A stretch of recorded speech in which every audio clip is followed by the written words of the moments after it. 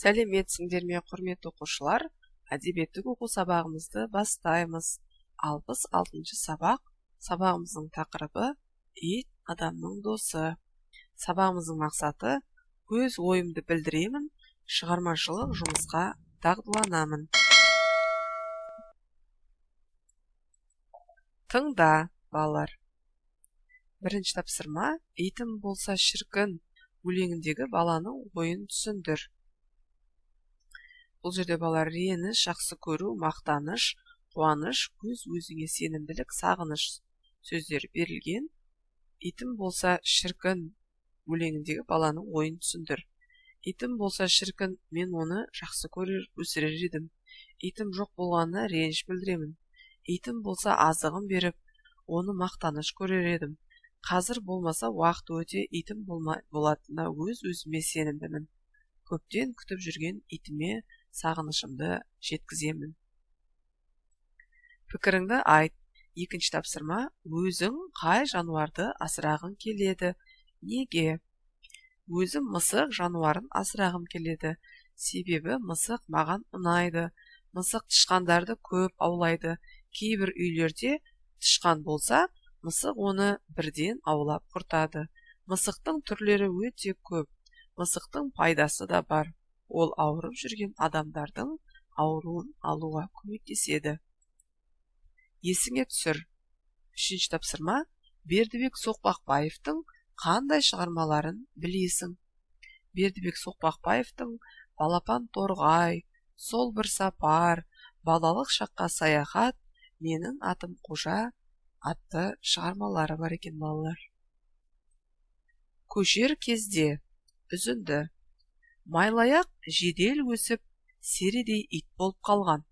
Аяқтары сидам, үлкен жарғақ құлақтары салпиған, жүні тықыр, дене бітімі қазақы төбет иттен гөрі тазы тұқымына көбірек ұқсас.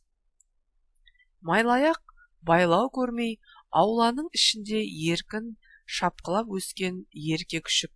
Сырттан біздің қақпаға қарай бөтен адам бөгде мал келе жатса, арс-арс етіп, алдынан тұра жүгіретін әдеті.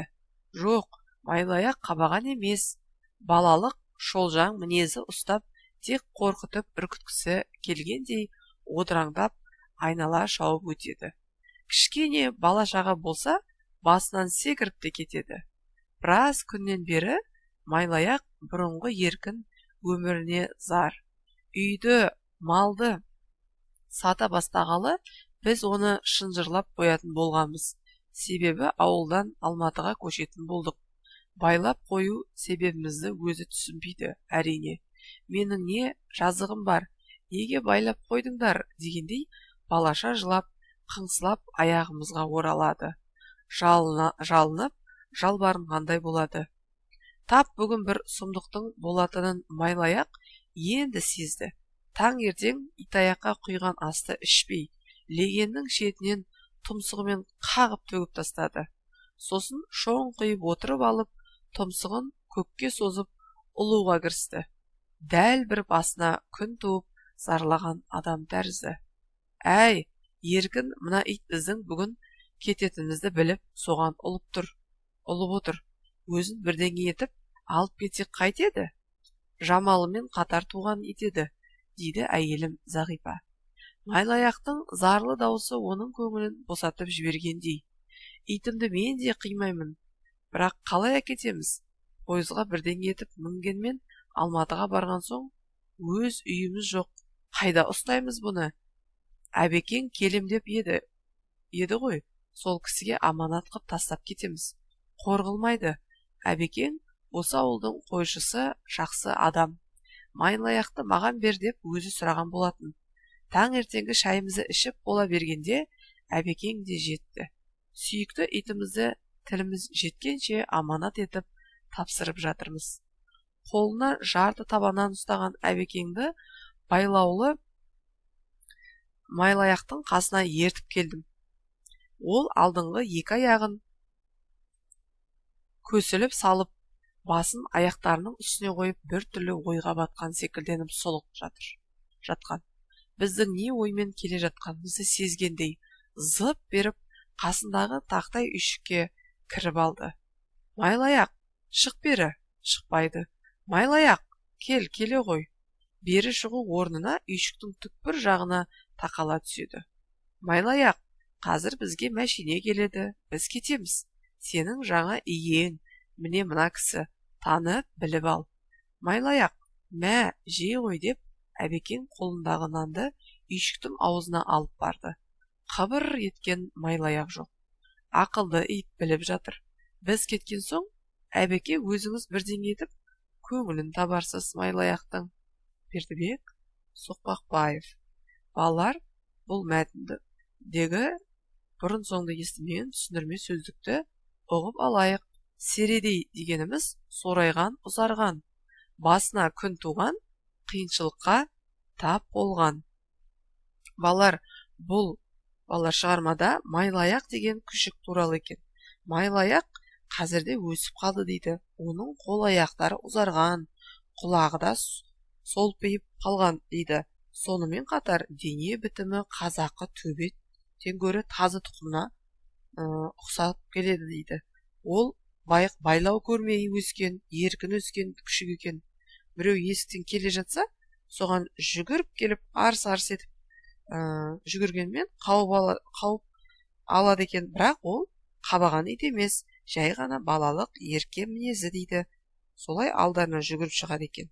Тап бүгін Майлаяқ та осы еркіндігін аңсап жатқан сияқты дейді. Себебі біз шынжырмен байлап қойдық. Майлаяқ көшердегі үйді сатқалы бері біз оны байлап қоятын болдық. Себебі біз ауылдан Алматыға көшеміз дейді. Ол бізге неге мені байлап қойдыңдар дейді. Деген сыңай танытып, босатпайсыңдар деген сияқты қыңсырап, жыламсырап жатады.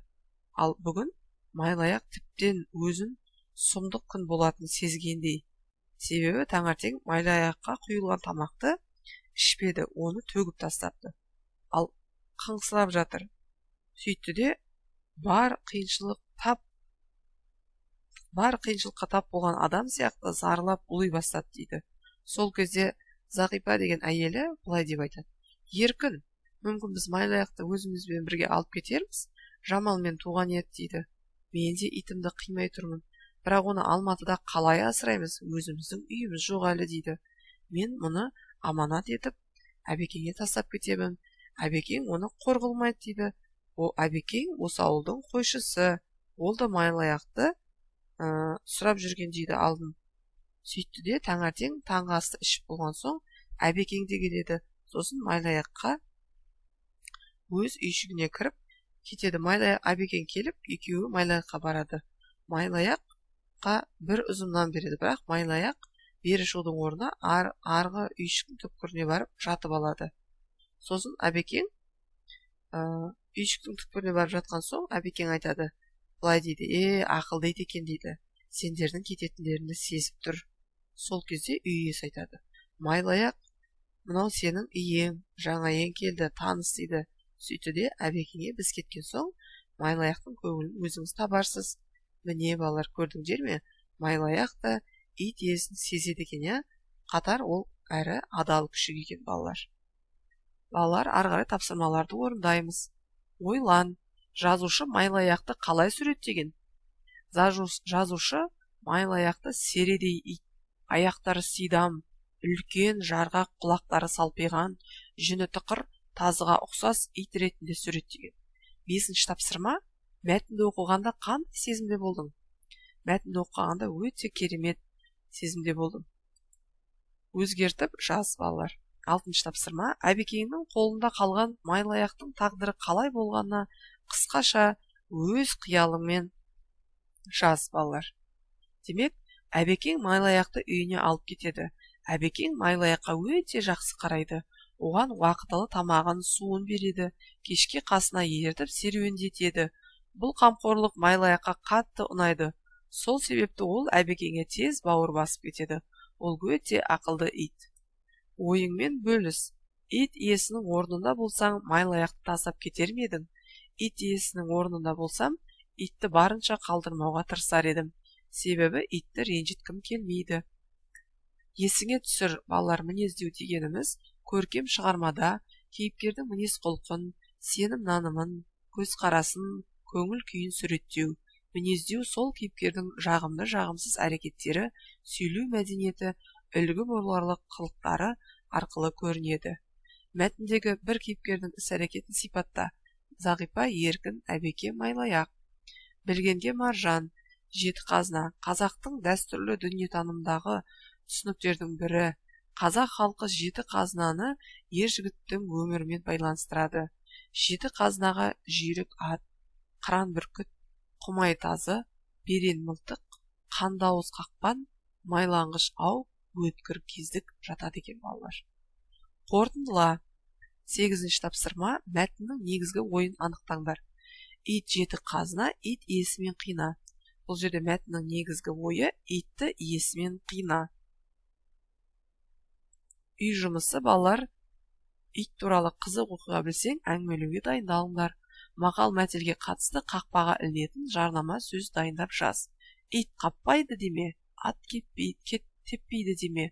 Абайлаңыздар, үйде қабаған ит бар деп біз жарнама жасасақ болады. Балалар, сабағымыз аяқталды. Келесі сабақта кездескенше сау болыңыздар.